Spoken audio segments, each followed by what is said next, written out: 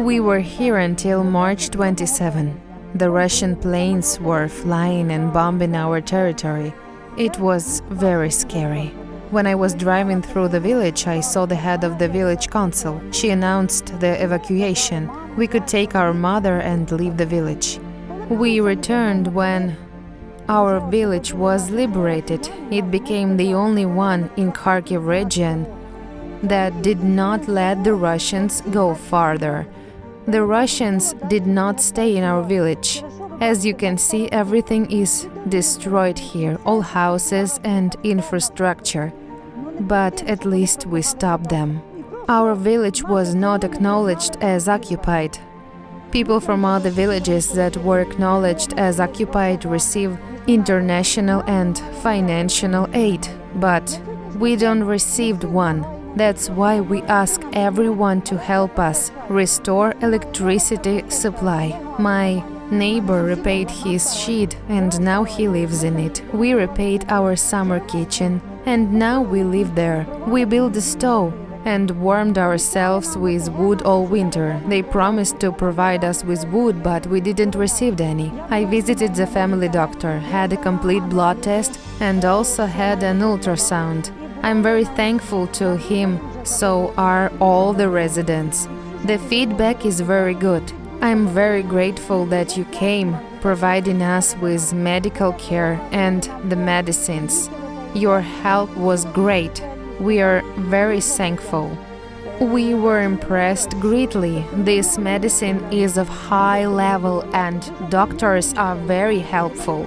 I had a complete blood test and received the results immediately. We have received humanitarian aid for several times. We are very grateful. I visited the family doctor, gynecologist, had an ultrasound, and I took a blood test. Everywhere I went, I had an impression that these are people who truly dedicate themselves to their profession, who dedicate themselves to people.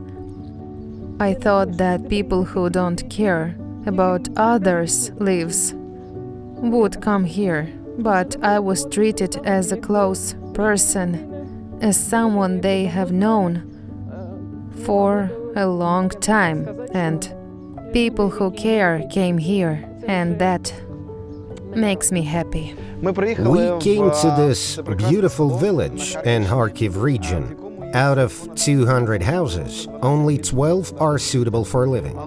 Despite this, you can see that many people have returned. Frankly speaking, I expected to see here elderly people who can no longer adapt to another place, or elderly people who have no other place to live, and they return just to live here.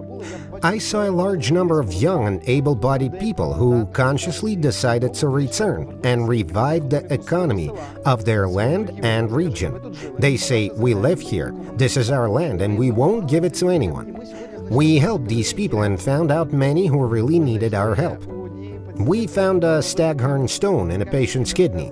It was growing not for 1 or 2 days, not even in a week. It has growing for a long time and would continue to grow, and she didn't know about it.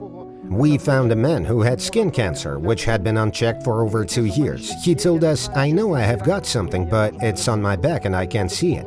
We could help him till it was too late, and he could die from cachexia, and he was happy. We saw people here who really needed help, and they came to get it. These are the people who returned here to do their best. And we are here to help them. And I believe we came here to be the part of the reconstruction of our country, which desperately needs strong hands, dedicated specialists, and sincere hearts willing to work hard.